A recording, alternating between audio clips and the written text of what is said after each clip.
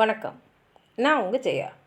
இன்றைக்கி நம்ம இந்த வீடியோவில் லியோ டால்ஸ்டாய் எழுதின God sees the truth but waits இந்த சிறுகதையோடைய சமரியை பார்க்கலாம் வாங்க. டால்ஸ்டாய் ஒரு ரஷ்யன் ஆத்தர். இவர் இந்த ஷார்ட் ஸ்டோரியை 1872 தான் எழுதியிருக்காரு. இந்த கதையோட சுருக்கத்தை பார்த்திங்கன்னா, ஒரு இளம் வயசில் இருக்கக்கூடிய ஒரு வியாபாரி, வணிகர், அவரை தவறுதலாக, அதாவது அவர் செய்யாத ஒரு குற்றமான, அதாவது யாரையோ கொன்னுட்டாங்கன்னு சொல்லி அவரை சைபீரியன் ப்ரிசன் கேம்பில் போய் அடைச்சிடுறாங்க. அவர் கடவுளை வேண்டிக்கிட்டே இருக்கார் நியாயத்துக்காக. இப்படியே 26 வருஷம் இருந்துடுறார்.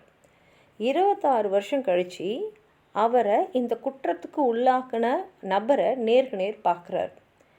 அந்த நபருக்கும் தெரிஞ்சிடுது, நம்ம தான் காரணம், இவர் சிறையில் 26 வருஷம் இருந்ததுக்கு நம்ம தான் காரணம்னு தெரிஞ்சுக்கிட்டு அவர்கிட்ட மன்னிப்பு கேட்குறாரு. 2 பேருமே அழுகுறாங்க.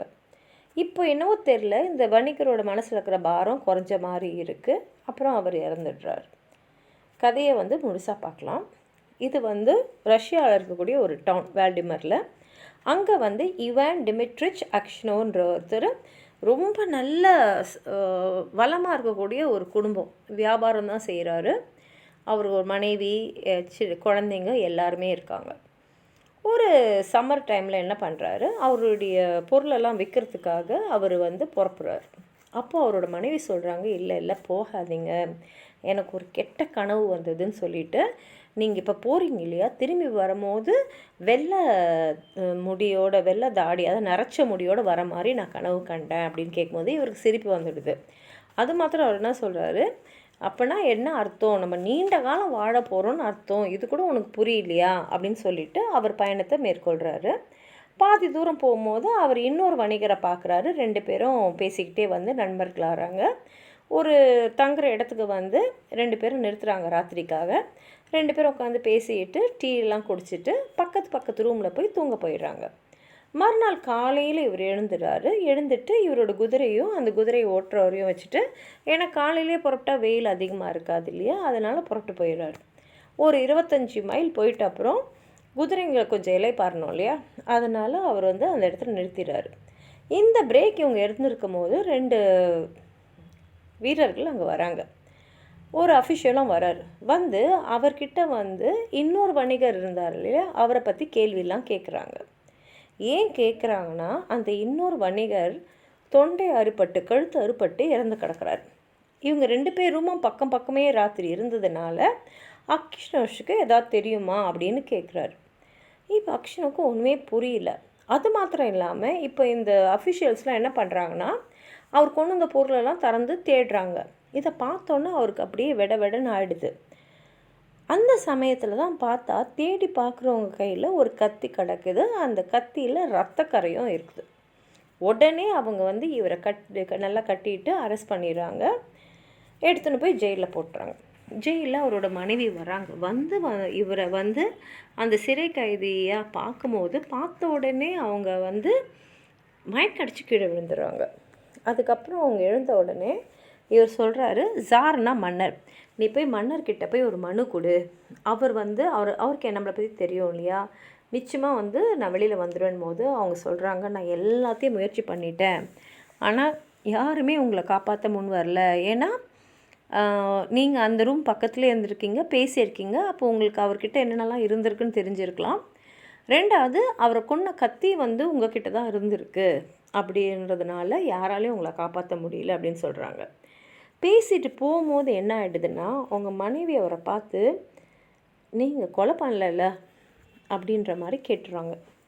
அப்போ அவர் புரிஞ்சிடுது, அவர் மனைவியும் மனசுக்குள்ளே ஒருவேளை இவர் கொண்டு இருப்பாரோன்னு நினைக்கிறாருன்னு நினச்சிக்கிட்டு இவருக்கு ஒரு மாதிரி ஆகிடுது. கடவுளுக்கு மட்டும்தான் உண்மை தெரியும், அதனால் இனிமேலுக்கு நான் கடவுளை மட்டும்தான் கேட்க போகிறேன் நியாயத்துக்கு அப்படின்னு முடிவு பண்ணுறாரு. அவர் நம்பிக்கையை முழுசையும் கடவுள் மேலே வைக்கிறாரு. அவருக்கு வர தண்டனை எல்லாம் அப்படியே ஏற்றுக்கிறாரு. அப்பப்போ சிறை கைதியில் இருக்கிறவங்களுக்கு பயங்கரமான அடி விடும், அதையும் அவர் தாங்கிக்கிறாரு. அவரை அந்த சைபீரியன் மைன்ஸ்க்கு அங்கே அனுப்புகிறாங்க. அங்கே போய் ஒரு 26 வருஷம் அங்கேயே தான் இருக்கார். அந்த 26 வருஷத்தில் இவர் கடவுள் நம்பிக்கை உள்ள ஒரு மனிதனாக தான் இருக்கார். அவர் தலைமுடியெல்லாம் வெள்ளையாயிடுது, நீட்டான தாடி வளர்ந்துடுது, அவரால் சரியாக நடக்க முடியல. அவர் சிரித்து யாருமே பார்க்கல. அவர் எப்போ பார்த்தாலும் கடவுளை வேண்டிக்கிட்டே இருப்பார். அதனாலேயே அவர் கூட இருக்கிற மற்ற கைதிங்கெல்லாம் அவர் ரொம்ப மரியாதையாக பார்ப்பாங்க. அவர் வந்து யார்கிட்டையும் வம்புக்கு போகாத ஒரு ஆள், ரொம்ப நேர்மையான ஆளுன்னு சொல்லிட்டு எல்லாருக்கிட்டையும் அவர்கிட்ட ஒரு மரியாதை இருக்கும். ஒரு நாள் அந்த சிறையில் வந்து புதுசாக ஒருத்தர் வரார். அவர் பேர் வந்து மக்கர் செமையோச்சு. அவருக்கும் கிட்டத்தட்ட அக்ஷினோ வயசு தான் இருக்கும். அவரும் இவரோட ஊர்லேருந்து தான் வராரு. அவர் வந்த உடனே சொல்கிறாரு ஏன் வந்து அவர் இங்கே வந்திருக்காருன்னு. அவர் வந்து குதிரையை திருடி இருக்கலான்ற சந்தேகத்தில் பிடிச்சிருக்காங்க. ஆனால் உண்மையில் பார்க்க போனால் அவர் அந்த குதிரையை கடனாக தான் வாங்கியிருந்தார் திருப்பி கொடுக்கறதுக்காக.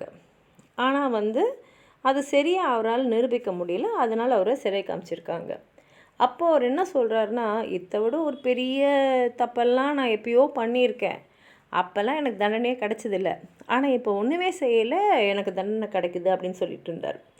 இதெல்லாம் கேட்கும் போது அக்ஷினோவுக்கு அவர் மேலே ஒரு சந்தேகம் வருது.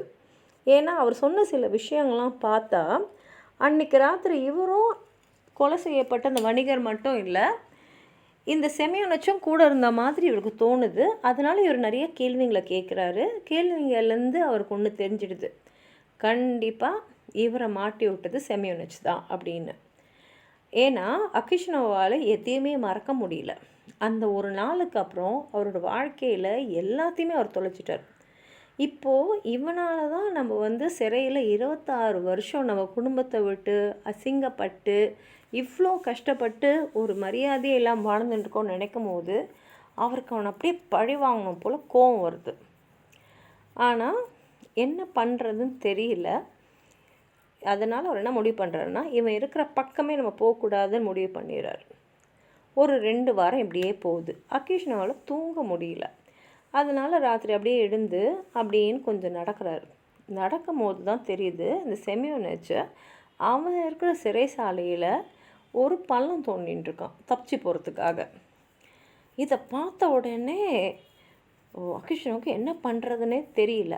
இவர் பார்த்தது செமியோனச்சம் பார்த்துறான். பார்த்த உடனே என்ன சொல்கிறான்னா, இதை பற்றி யார்கிட்டயா சொன்னின்னா நான் உன்னை கொன்னுடுவேன் அப்படின்றான். அப்போ இவர் என்ன சொல்கிறாருன்னா, இனிமேல் நீ என்னை கொல்றதுக்கு ஒன்றுமே இல்லை, நீ 26 வருஷத்துக்கு முன்னாடியே என்னை கொன்னுட்ட, கடவுள் சித்தம்படி தான் எல்லாம் நடக்கும், கடவுள் என்ன சொல்கிறாரோ அதை தான் நான் செய்வேன் அப்படின்னு சொல்லிட்டு போயிடுறாரு. மறுநாள் அந்த சிறையில் இருக்கக்கூடிய காவலர்கள்லாம் இந்த பள்ளத்தை பார்த்துடுறாங்க. இது வழியாக யாரோ தப்பிக்க பார்த்துருக்காங்கன்னு தெரிஞ்சுட்டு அவங்க வந்து எல்லாரையும் கேள்வி கேட்குறாங்க. எல்லாருமே எங்களுக்கு ஒன்றுமே தெரியாது அப்படின்றாங்க. இப்போ வந்து அக்ஷனா வந்து பழி வாங்கிறதுக்காக துடிச்சுன்னு இருக்கார். ஆனால் என்னவோ தெரியல, அவரை வந்து அது அதிகாரிகள்லாம் கேள்வி கேட்கும் போது இவரும் வந்து எனக்கு ஒன்றும் தெரியாது அப்படின்னு சொல்கிறாரு. அவருக்கு நல்லா தெரியும், இவருக்கு எதாவது தெரியும் அப்படின்றது பின்னாடி அதிகாரிகளுக்கு தெரிஞ்சிச்சுன்னா இன்னும் தண்டனை இவருக்கு கடுமையாகணும். ஆனால் தெரிஞ்சும் வந்து இவர் செமியோனச்சை காட்டி கொடுக்கல. அன்றைக்கி ராத்திரி அக்ஷினோ வந்து தூங்க போகும்போது அவர் பக்கத்தில் செமியோனச்சு வந்து உட்கார்றாரு. உட்காந்து குனிஞ்சி அவர்கிட்ட என்னை மன்னிச்சிடுங்க அப்படின்னு முணுமுணுக்கிறார். அதுக்கப்புறம் அவர் சொல்கிறாரு, அந்த இன்னொரு வணிகரை கொன்னது நான் தான், கொன்று அவர் பணத்தெல்லாம் நான் தான் எடுத்துக்கிட்டேன். எடுத்ததோடு மாத்திரம் இல்லை, அவரை கொன்று அந்த கத்தியை எடுத்து உங்களுடைய பொருட்களுக்கு நடுவில் வச்சதும் நான் தான். ஏன்னா அந்த பழி உங்கள் மேலே வந்துடும், நான் தப்பிச்சிக்கலாம் தான் அப்படி வச்சேன் அப்படின்னு சொல்கிறோம். அப்படியே அவர் முன்னாடி மண்டிட்டு என்னை தயவுசெய்து மன்னிச்சிடுங்க, நான் வந்து இப்போது நீங்கள் வந்து நினச்சிருந்தா நான் தான் அந்த பள்ளத்தை தோண்டினேன் தப்பிக்கிறதுக்குன்னு சொல்லியிருக்கலாம், என்னை கடுமையான தண்டனைக்கு உள்ளாக்கியிருக்கலாம். ஆனால் நான் இவ்வளோ பெரிய பழியை உங்கள் மேலே போட்டு உங்களுடைய இத்தனை வருஷத்தை வந்து சிறையில் வசிக்க வச்சு கூட நீங்கள் வந்து என்னை காட்டி கொடுக்கல. அதனால் நான் தான் அந்த கொலையை செஞ்சேன் அப்படின்னு சொல்லி உங்களை வந்து நான் இப்போ விடுதலை செய்ய போகிறேன் போது இவர் சொல்கிறாரு, இல்லை 26 வருஷம் நான் சிறையில் இருந்துட்டேன், என் வாழ்க்கையே முடிஞ்சு போச்சு, இப்போ நான் போகிறதுக்கும் எனக்கு எந்த இடமும் இல்லை, அதனால் நீ எதுவும் செய்ய தேவையில்லை அப்படின்னு சொல்லும் போது இதை கேட்டோன்னே தான் செமியோனச்சுக்கு நம்ம எப்பேற்பட்ட பாவத்தை செஞ்சுருக்கோன்னு நினச்சிட்டு அவன் கண்ணிலலாம் தண்ணி வருது. அதை பார்க்கும்போது அகிஷ்ணாவுக்கும் கண்ணிலன்னு தண்ணி வருது. செமியோனச் கெஞ்சி கேட்குறான், என்னை மன்னிச்சிடுங்க, நான் பெரிய பாவத்தை பண்ணேன்னு. அப்போ அகிஷ்ணா சொல்கிறாரு, கடவுள் வந்து உன்னை மன்னிப்பார், ஒருவேளை நானே வந்து 100 மடங்கு இன்னும் மோசமானவனா என்னன்னு எனக்கு தெரியல அப்படின்னு சொல்கிறார். அந்த மாதிரி சொல்லும் போது அகிஷ்ணா உடம்புல வந்து ஏதோ நுழைஞ்ச மாதிரி இருக்குது. அவருக்கு அப்படியே ஒரு லேசான ஒரு உணர்வு வருது. இப்போ வந்து அவருக்கு வீட்டுக்கு போகணுமோ இல்லை சிறையை விட்டு வெளில போகணுமோன்னு எந்த ஆசையுமே இல்லை. வாழ்ந்தது போதும், நம்ம மேக இறந்துடணும் அப்படின்னு தான் ஆசைப்படுறாரு. கதை எப்படி முடியுதுன்னா, செமியோனிச் போய் கவர்னர்கிட்ட உண்மையை சொல்லிடுறாரு, நான் தான் அந்த கொலையை பண்ணேன் அப்படின்னு. உடனே அங்கே இருக்கக்கூடிய அதிகாரிகள்லாம் அகிஷ்ணாவை வந்து விடுதலை செய்யறதுக்கு ஏற்பாடு பண்ணுறாங்க. ஆனால் அதுக்கு முன்னாடியே அகிஷ்ணா வந்து இறந்துடுறாரு. இப்படி தான் அந்த கதை முடிஞ்சிருக்கு. இது ரொம்ப மனசை தொடக்கூடிய ஒரு கதை. இது ரொம்ப அருமையாக லியோ டால்ஸ்டாய் எழுதியிருப்பார்.